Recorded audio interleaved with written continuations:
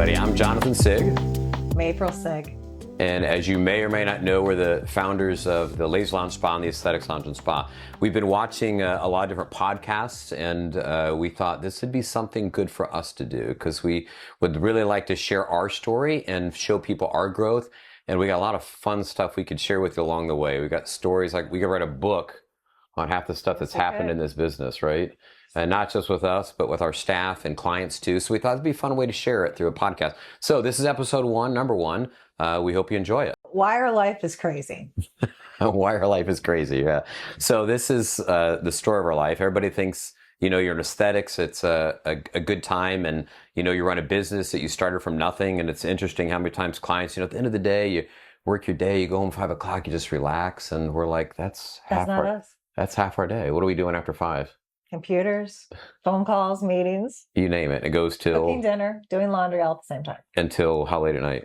11 o'clock, 12 o'clock. Easily midnight. So this is like half our day here. So, but you do it because you love it and it's fun. So, I go back and think about why we got into this business. And I've told you before, a lot of times people tell us, I got into aesthetics because I had this love for skincare and I always wanted to do derm and make people feel good. And what do I say about that? That's not true. You had a hairy back. I had a hairy back. Exactly right.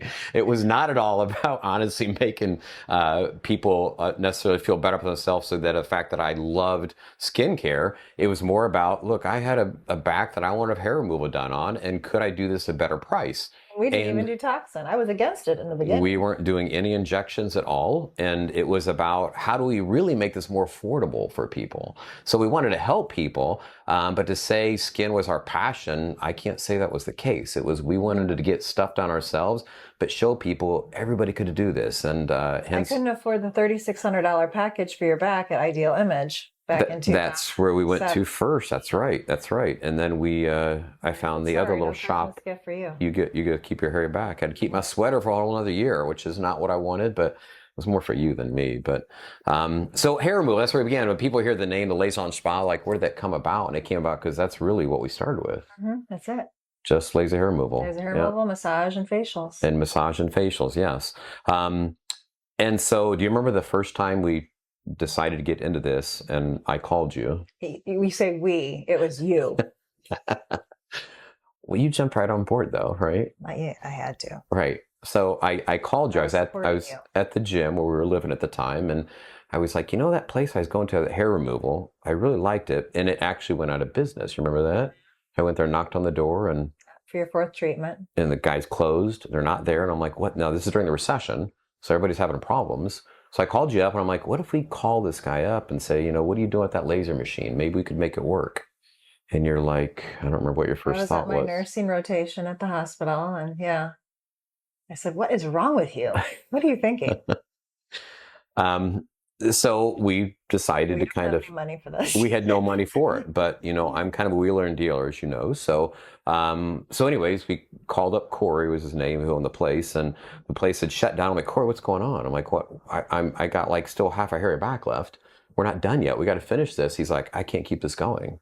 And so sat down with him. If you remember, I went out one evening with him, met him at the bar, and told him, I said, Corey, let us use your machine. If I can have your machine, I'll give you $500 a month for it.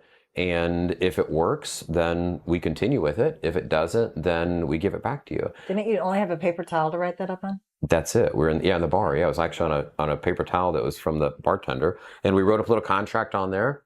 And I said, what do you do with the machine now? He said, sit in my closet. We're like, all right, cool. So brought the machine over and we had our first laser. For $500. $500 written on a paper contract. And that's how the Laser Lounge Spa basically began. But then you wheeled and dealed with the corner unit at the plaza. Plaza there. Yep. So they gave you 8 months free rent. You couldn't afford it. Right. So same thing too. During recession, we talked to the landlord at the building, and he had, I think, 2 stores in there maybe? Yeah. And it was maybe 12 to 15 shops he could have in there, and only 2 were full. So it was vacant. And so we told him, look, we'll put a sign up, lights, it'll look at this activity, this will look good for you because stuff's happening, but we need some free rent. And he wrote us a contract for 8 months free rent, and now we had a space. Still had nothing more than $500 out of our pocket, but then we need to build out money, right? So I was the only one with good credit at the time. I was awful. You're right. I had nothing at the time. I wasn't even working. So Remember, I I did didn't get a even work. small credit card to help with the build out. Yep. I think Local store. we actually maxed out your credit card because we We had, did. I think, upwards of 20,000 on it. Yeah. And with the entire build out with that, which Nighttime. at nighttime without pulling permits, right? Because we couldn't even afford the permits. We didn't know about having. We didn't understand anything We about didn't a understand build that. out. We're like, we what would is? have, but we didn't know. Yeah. So nighttime by flashlights, we framed this place up, and suddenly a sign comes up and doors open, and people are like, where'd this come from? Oh, it's always been here. Just didn't turn the lights on yet. So, and it's during the recession. So I think a lot of the, people in the cities and whatnot, nobody's working much. Yeah. Nobody's asking any questions. So suddenly the Laser Lounge Spas opened, and it just came out of We thought, wow, that was easy. out of thin air. Open a business, no problem. Yeah, exactly. Right. Little did we know. So we get the first laser in there, and you remember who our staff was? Yeah, Carmen. Yeah. Well, basically you and I is what our staff was. Yeah. We had a massage therapist Yes. we rented a room out to, but it was you and me. Yeah. And I still to this day cannot figure out how we staffed You taught me how to run the laser. You taught me how to run the front desk. You taught me how to answer the phone. Well, we taught each other. I hadn't done this stuff before No, either. We took our laser training for the laser machine. Yep. And suddenly you were the front desk person, and then you'd run back and do the laser treatment. Then I'd come back out. Because you had to check the person out with the credit card. And then you greeted them and said goodbye, and then you cleaned the room and did it again. And then closed down because we couldn't afford any staff. So we staffed ourselves. And we'd switch this off while the other one's at home watching the kids. Yeah. Because we couldn't afford to hire anybody else. And then we were 3 months in. 3 months, that's it. And what happened then? It was broke down. The laser. Yeah, so our laser, our $500 laser, it broke down. And then we found out that this laser came all the way from like England. London, yeah. London, yeah.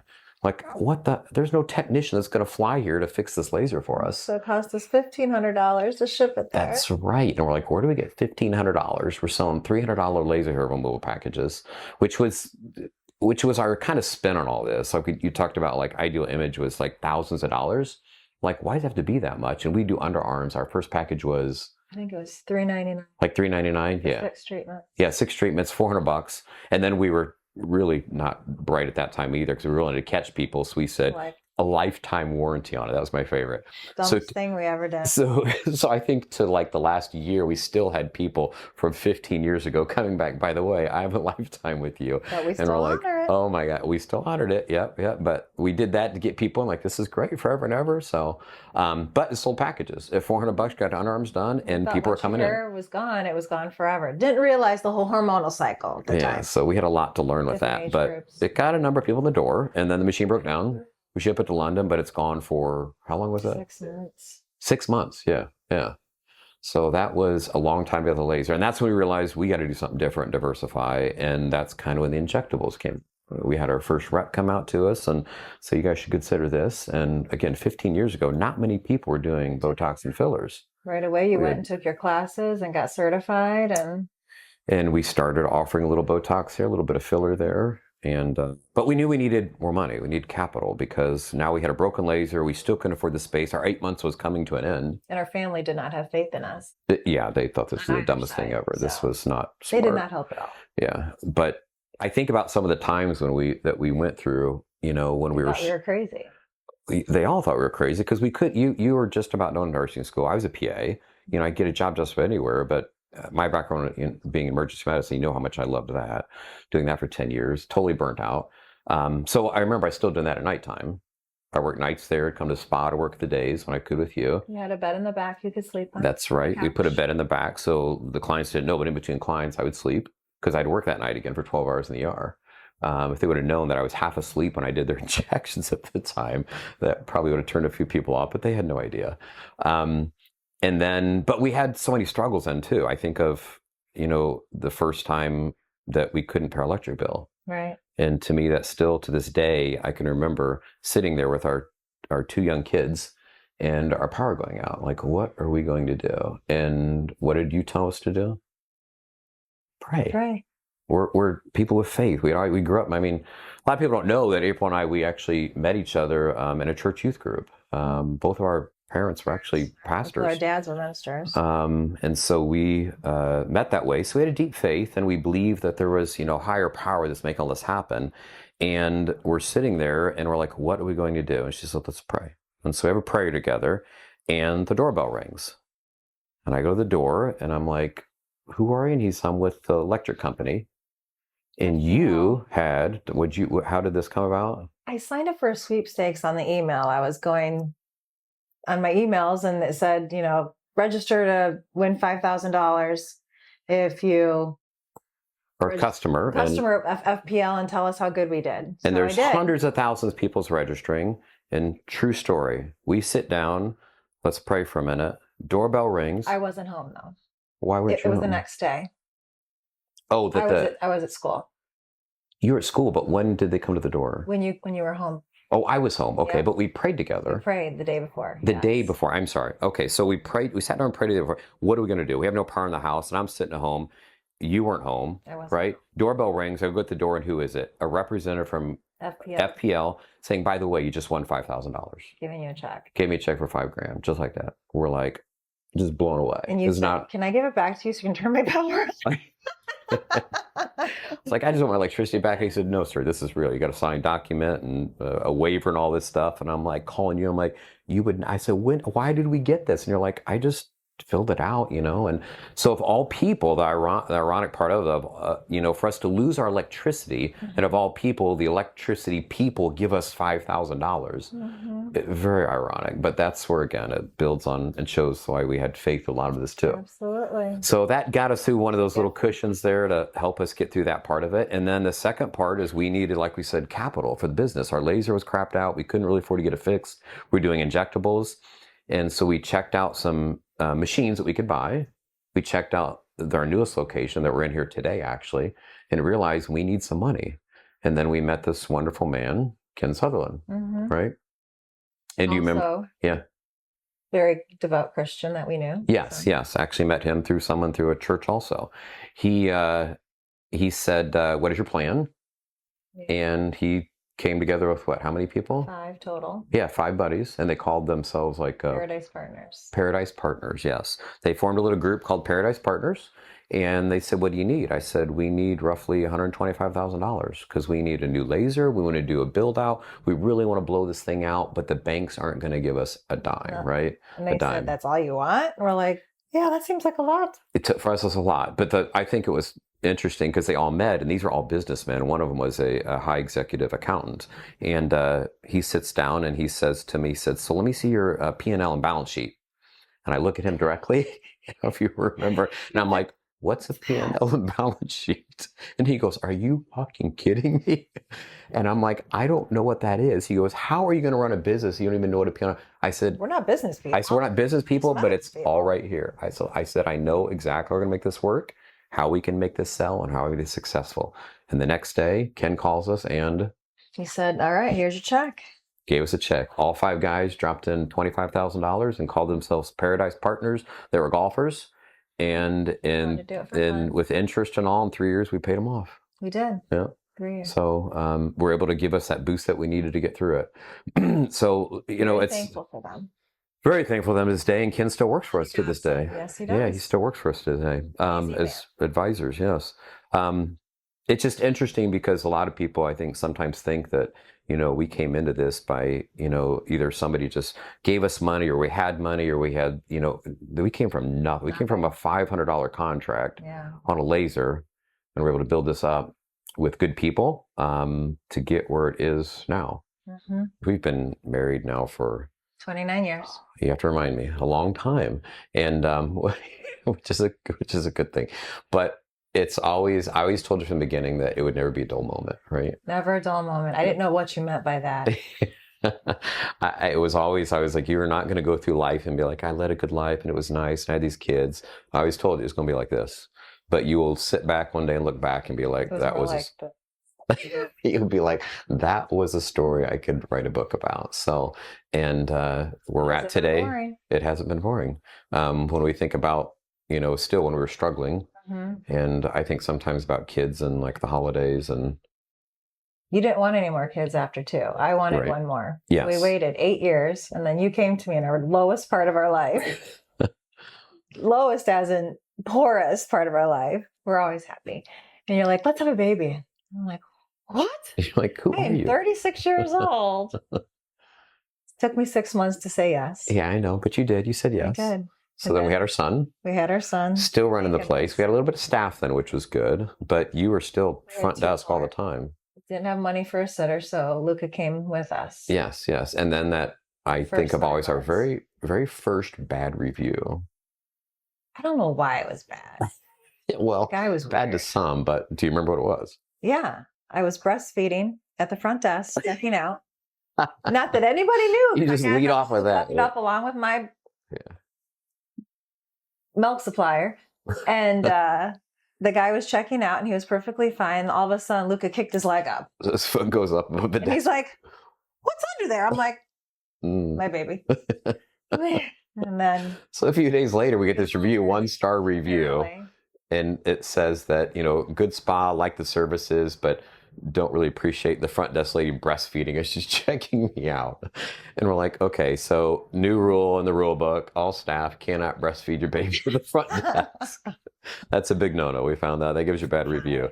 But it's the kind of struggles that we had no choice. You couldn't just put him down or anything. You had to hold him. And it was funny how many clients I remember to this day that we still have that saw that and to this day remind me, I remember when you were still had that baby at the front desk, and how is he now? Like he's 13. And I'm like, oh we my had a gosh. Johnny jumper hanging from the. That's door right. for And our frame. yep. He would sit inside that and bounce inside of there. So they're checking you out and they're going like, oh, your kid. Yeah. Bouncing up and down right behind you. Yeah. Yeah. You did not like it at all. No, I did not. No, I didn't think it was a very professional thing to have in our business, but our people, fun. it became family, very much family. Yeah. Yeah.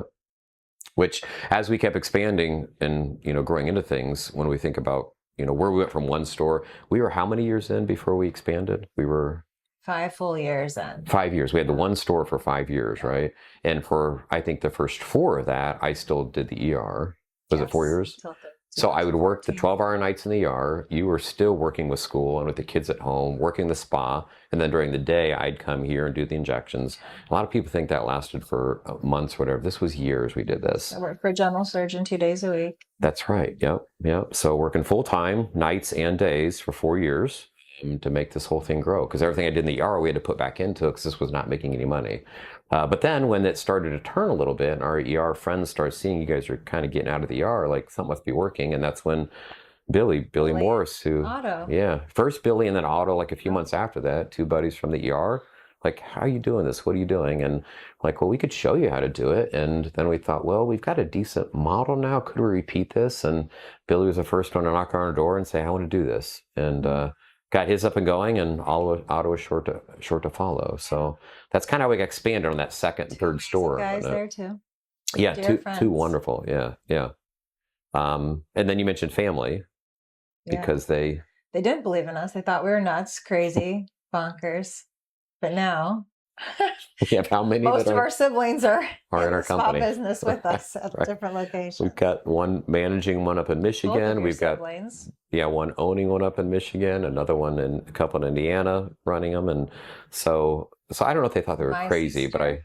I think they saw that it My worked. sister-in-law, yeah. Your sister-in-law too, yes. My brother opened a spa, but We could make it work, and then they had belief in it too. So it's very much family oriented, not just because we have family in it, but all of our locations now. So up we to, just want everyone to succeed. and that's been, I think, from the beginning. We wanted, if we were blessed, we wanted other people to be blessed too. Very much so. We did not.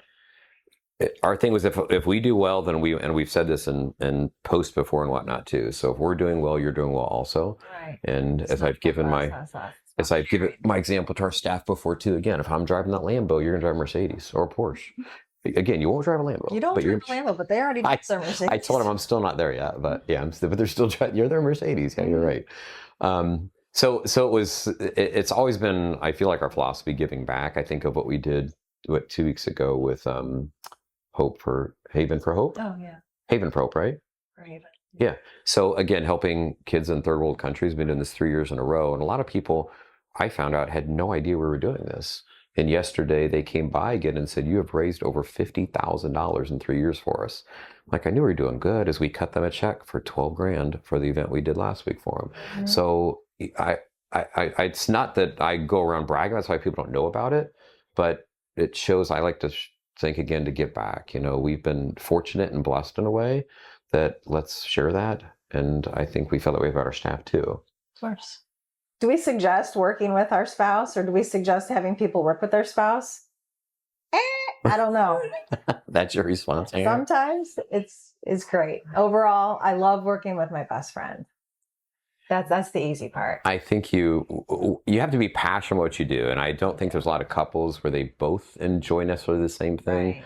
Right. And we've always enjoyed medicine, both of us have, Right. and we truly do. I think are passionate about making people feel better, right? And so when we work together, that's people see us at the office, and it's interesting. I think when some of our corporate staff in particular, and when they can see when things getting tense, and they all kind of They're like, "Oh, mommy and daddy are like fighting." mom and dad are fighting, and they slowly sneak out of the room like, "No, you're not done. Come back here." So they know that there's tension at times, and it's sometimes too. We obviously have some heated discussions, especially business side, but that makes it better too. You know, we fix things and make things improved, and so yeah. Can everybody work together? Spouses, maybe not, but it can work because our success, a lot of times people look at me because of my injections and because I'm the talky one and whatnot, but have always been with the quieter side of the business, but I could have never done this without you, right? So it's always been a team effort, us doing this together.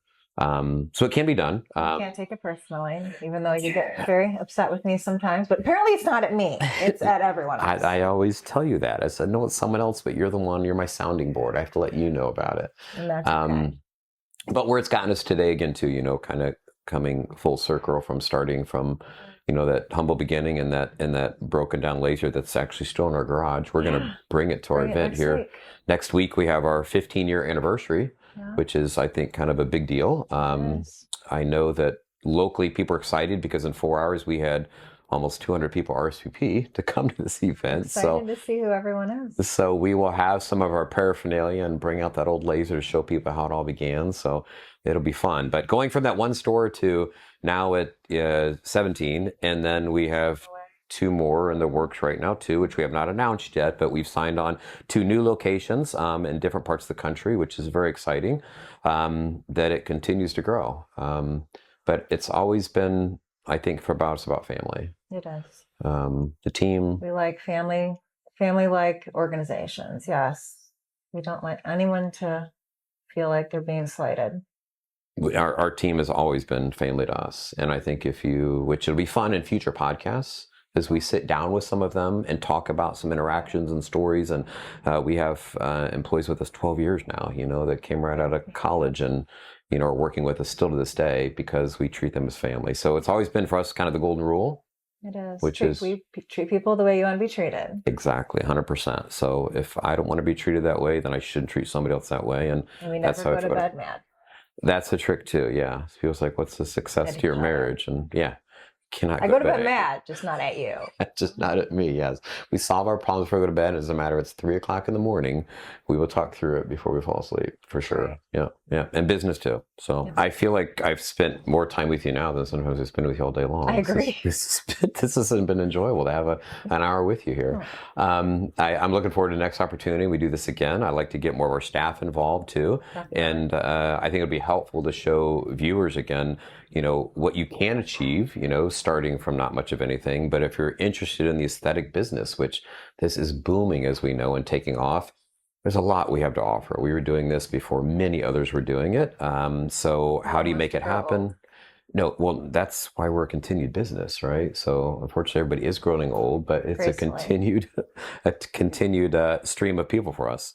But I look forward to sharing with people again what we can teach others, share with you some of our experiences also, a lot of laughs along the way. Again, I could write a book with this staff that we have and the experience we've had, but hopefully people can learn something from us too. Well, if you like what you heard and want to hear more, like and subscribe us. Otherwise, we won't waste our time.